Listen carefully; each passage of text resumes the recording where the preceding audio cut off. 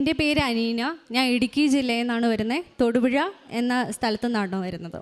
ഞാൻ 30 ജൂൺ 2022 കൃപാസനത്തിൽ വരികയും ഉടമ്പടി എടുക്കുകയും ചെയ്തത്.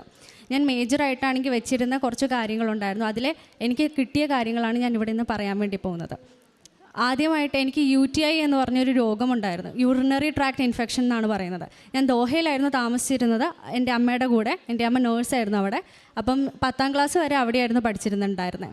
അത് കഴിഞ്ഞതിന് ശേഷം നാട്ടിൽ വന്നപ്പോൾ തൊട്ട് എനിക്ക് ഓരോ അസുഖങ്ങൾ പിടിപെടാൻ വേണ്ടി തുടങ്ങി. അതിനകത്ത് ഏറ്റവും വലിയൊരു രോഗമായിരുന്നു യൂറിനറി ട്രാക്ട് ഇൻഫെക്ഷൻ. ഒരു മാസത്തിൽ ഒരു തവണയെങ്കിലും ഹോസ്പിറ്റലിൽ പോവുക, അവിടുന്ന് ആൻറ്റിബയോട്ടിക് 7 ദിവസത്തെ വാങ്ങിക്കുക എന്നുള്ളത് എൻ്റെ ഒരു ചടങ്ങായി മാറിയേക്കുമായിരുന്നു. അപ്പോൾ എല്ലാ മാസവും ഞാൻ അവിടെ പോവും, ഹോസ്പിറ്റലിൽ പോവും, മരുന്ന് വാങ്ങിക്കും, തിരിച്ചു വരും. എനിക്ക് ക്ലാസ് മര്യാദയ്ക്ക് അറ്റൻഡ് ചെയ്യാൻ വേണ്ടി പറ്റില്ല. എല്ലാ ദിവസവും ലീവായിരിക്കും. എനിക്കാണെങ്കിൽ CBSE ആയതുകൊണ്ടും ആ സ്കൂളിൽ ആണെങ്കിൽ എൻ്റെ അവസ്ഥ മനസ്സിലാക്കിയതുകൊണ്ടും എനിക്ക് സ്പെഷ്യലായിട്ട് കളർ ഡ്രസ്സ് ഇട്ടുകൊണ്ട് പോകാമെന്നുള്ള അനുവാദം കിട്ടി. അതേപോലെ തന്നെ 40% അറ്റൻഡൻസ് ഉണ്ടായിരുന്നിട്ട് പോലും എനിക്ക് എക്സാം എഴുതാനായിട്ട് CBSE സാധിച്ചു.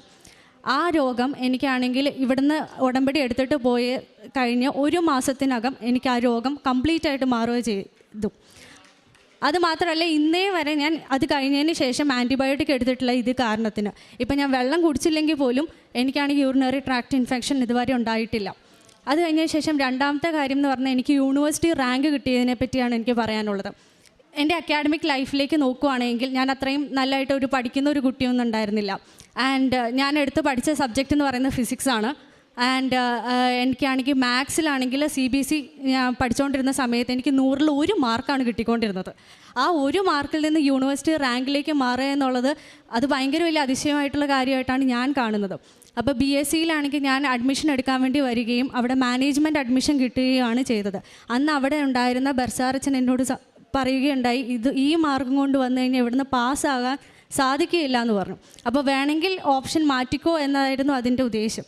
പക്ഷേ എനിക്കാണെങ്കിൽ എന്തോ അത് ഭയങ്കര വലിയ സങ്കടമായിട്ടായിരുന്നു മാറിയത്. എൻ്റെ ക്ലാസ്സിലാണെങ്കിൽ എല്ലാവരും തന്നെ A+ കൂടി വന്നതും ഞാൻ വെറും 79% മാർക്കോടുകൂടി 50% മാർക്ക് മാത്സിലും ഉണ്ടായിട്ടായിരുന്നു വന്നത്. അപ്പോൾ ആദ്യത്തെ എക്സാം ഇൻറ്റേർണൽ എക്സാം ആയിരുന്നു. ഇൻറ്റേർണൽ എക്സാമിൽ എനിക്ക് മാത്സിന് ഫുൾ മാർക്ക് കിട്ടുകയുണ്ടായി. അപ്പോൾ എനിക്ക് ഭയങ്കര അതിശയമായി, ഇതെങ്ങനെ എന്നെ കൊണ്ട് സാധിച്ചത്? കാരണം 100-ൽ എങ്ങനെയൊക്കെ പഠിച്ചാലും എനിക്ക് 1 മാർക്കോ അല്ലെങ്കിൽ 2 മാർക്ക് കിട്ടിക്കൊണ്ടിരുന്നിടത്തുനിന്ന് എങ്ങനെ എനിക്ക് 40 കിട്ടിയെന്നായി. അത് കഴിഞ്ഞതിന് ശേഷം യൂണിവേഴ്സിറ്റി എക്സാം ഉണ്ടായി. യൂണിവേഴ്സിറ്റി എക്സാമിൽ എനിക്ക് സെമസ്റ്റർ 1-നും 2-നും ഒക്കെ 100/100 മാർക്ക് തന്ന് ദൈവം എന്നെ അനുഗ്രഹിച്ചു. അത് കഴിഞ്ഞതിന് ശേഷം എനിക്കാണെങ്കിൽ ഒരു ആഗ്രഹം ഉണ്ടായി, ഞാൻ പഠിക്കുന്ന അതേ കോളേജിൽ എൻ്റെ പേര് മറ്റേ മെറിറ്റ് ലിസ്റ്റിൽ വന്ന് റാങ്ക് കിട്ടുന്നവർക്കാണെങ്കിൽ മെറിറ്റ് ലിസ്റ്റിൽ പേര് കയറി വരും, ബോർഡിൽ എഴുതി വരും. അപ്പോൾ ആ ഒരു ആഗ്രഹം ഉണ്ടായതിനെ തുടർന്ന് ഞാനാണെങ്കിൽ നിയോഗം വെച്ച് പ്രാർത്ഥിക്കാൻ വേണ്ടി തുടങ്ങി. സെമസ്റ്റർ ഫസ്റ്റ് എക്സാം എഴുതാൻ വേണ്ടി പോയി. അതിനകത്താണെങ്കിൽ എഴുതിയ സമയത്ത് ഞാൻ എല്ലാ ദിവസവും മുടങ്ങാതെ ചെയ്തിരുന്നൊരു കാര്യം എന്ന് വെച്ചാൽ രാവിലെ ഇവിടുന്ന് ഉടമ്പടി കിട്ടിയ തേൻ കുടിക്കുമായിരുന്നു ഉള്ളതാണ്. അതേപോലെ തന്നെ തൈലം പുരട്ടിയിട്ടായിരുന്നു എല്ലാ എക്സാമും ഞാൻ എഴുതാൻ വേണ്ടി പോയിട്ടുണ്ടായിരുന്നത്. അത് കഴിഞ്ഞതിന് ശേഷം സെമസ്റ്റർ 1 എക്സാമിൽ ക്ലാസിക്കൽ മെക്കാനിക്സ് എന്ന് പറഞ്ഞൊരു സബ്ജക്റ്റ് ഉണ്ടായിരുന്നു. അതിൻ്റെ തലേദിവസം ഞാൻ ഉറങ്ങാതിരുന്ന് പഠിച്ചതുകൊണ്ടാണെന്ന് തോന്നുന്നു എക്സാം എഴുതാൻ വേണ്ടി പോയപ്പം എനിക്ക് ഒരു അക്ഷരം എഴുതാൻ വേണ്ടി പറ്റിയില്ല. ഞാൻ അവിടെ പോയി ചുമ്മാ ഫുൾ ബ്ലാക്ക് ഔട്ടായിട്ട് അവിടെ നിൽക്കുമായിരുന്നു. എനിക്ക് ഒന്നും തന്നെ എഴുതാനായിട്ട് സാധിച്ചില്ല. അപ്പം എനിക്ക് ഭയങ്കര സങ്കടമായി. ഞാൻ ഇത്രയും പ്രാർത്ഥിച്ചിട്ട് എന്തുകൊണ്ടാണ് കർത്താവേ ഞാൻ ഇത്രയും പഠിച്ചിട്ട് പോയിട്ട് എനിക്ക് കിട്ടാതെ? എൻ്റെ ഒരു വിശ്വാസം എന്ന് പറയുന്നത് ഞാനൊരു കുറച്ച് എഫേർട്ട് ഇടുവാണ്, കർത്താവ് എൻ്റെ ബാക്കി എഫേർട്ട് ഇട്ടോളൂ എന്നുള്ളത്. അപ്പം ഞാൻ നല്ലോണം എഫേർട്ട് ഇട്ടു. പിന്നെ എന്തുകൊണ്ട് കർത്താവ് എനിക്ക് അന്ന് ആ ഒരു തന്നില്ല എന്നുള്ളത് ഭയങ്കര നിരാശയായി. വീട്ടിൽ വന്ന് ഭയങ്കര കരച്ചിലായി. കർത്താവിനോട് 2 ദിവസം പിണങ്ങിയിരുന്നു. അത് കഴിഞ്ഞതിന് ശേഷം ഇതിൻ്റെ റിസൾട്ട് വരുന്ന സമയമായപ്പോഴാണ് ഞാൻ ഇവിടെ വന്ന് ഉടമ്പടി എടുത്തത്. ഉടമ്പടി എടുത്ത് 1 മാസം കഴിഞ്ഞപ്പോഴത്തേക്കും റിസൾട്ട് വന്നു. റിസൾട്ടിൽ സെമസ്റ്ററിൽ എനിക്ക് ക്ലാസിക്കൽ മെക്കാനിക്സിന് 150/150 കിട്ടി. അതെനിക്ക് എങ്ങനെയെന്നറിയത്തില്ല, എന്തുകൊണ്ടെന്നറിയത്തില്ല. പക്ഷേ എന്നും ഞാൻ വിശ്വസിക്കുന്നത് കർത്താവ് എൻ്റെ കൂടെ ഉണ്ടായിരുന്നു എന്നുള്ളത് മാത്രമാണ്. അത് കഴിഞ്ഞതിന് ശേഷം യൂണിവേഴ്സിറ്റി അന്ന് ആ ഒരു സെമസ്റ്ററിൽ എനിക്ക് ക്ലാസ് ടോപ്പറായിട്ട് മാറാനായിട്ട് സാധിച്ചു. അത് കഴിഞ്ഞതിന് ശേഷമുള്ള 2 സെമസ്റ്റർ എക്സാംസ് വന്നു. ആ 2 സെമസ്റ്റർ എക്സാംസിന് എനിക്ക് A ഗ്രേഡായി പോയി. അപ്പോൾ യൂണിവേഴ്സിറ്റി റാങ്ക് പോയി എന്ന് ഞാൻ വിചാരിച്ചു. അങ്ങനെ ഇരിക്കുന്നിടത്താണ് എനിക്ക് സെമസ്റ്റർ 4-ൻ്റെ എക്സാം വരുന്നത്.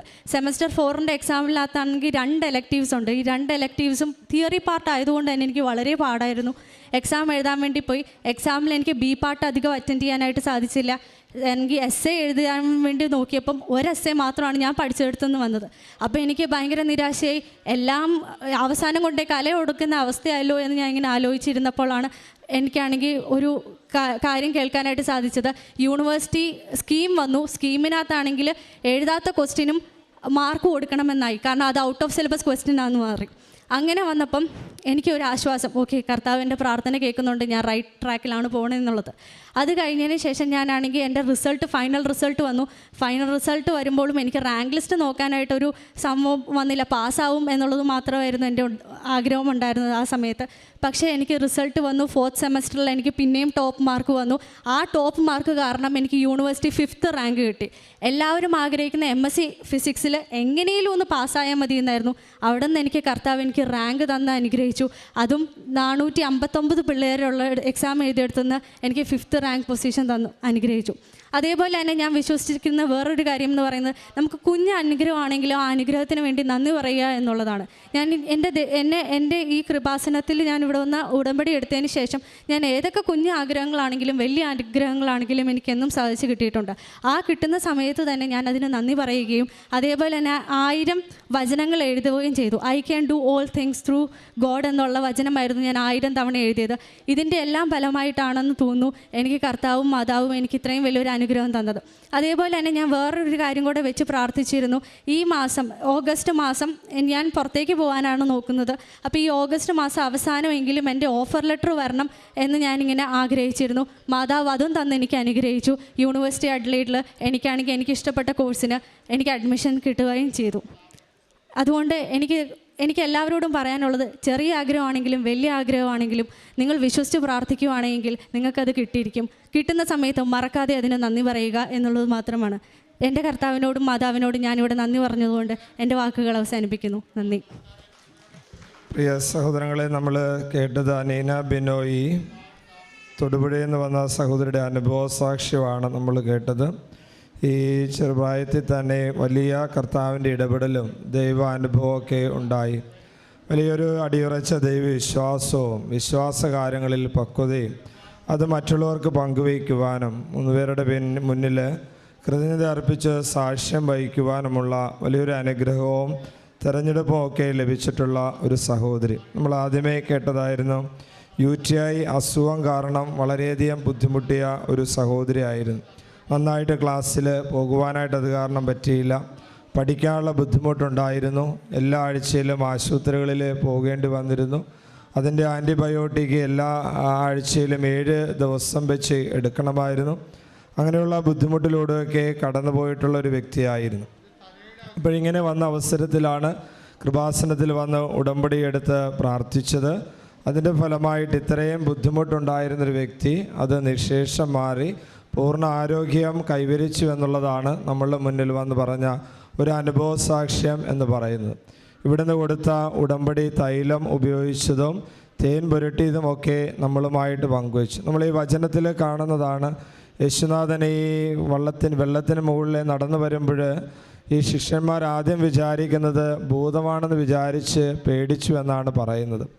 അത്രമാത്രം പ്രിയപ്പെട്ട ശിഷ്യന്മാർ, യേശുവിൻ്റെ കൂടെ ഉണ്ടായിരുന്നവർ ഒരല്പസമയത്തേക്ക് ഈ വള്ളത്തിൽ അക്കരയ്ക്ക് പോകുവാൻ ആവശ്യപ്പെട്ട് പോകുമ്പോൾ യേശു അവരുടെ അടുത്തേക്ക് പിന്നീട് എത്തുവാനായിട്ട് വള്ളത്തിന് മുകളിൽ നടന്ന് അടുത്തേക്ക് വരുമ്പോൾ ഭൂതമാണെന്ന് വിചാരിച്ച് ഭയപ്പെട്ട് മാറി നിൽക്കുന്ന ശിഷ്യന്മാരാണ്.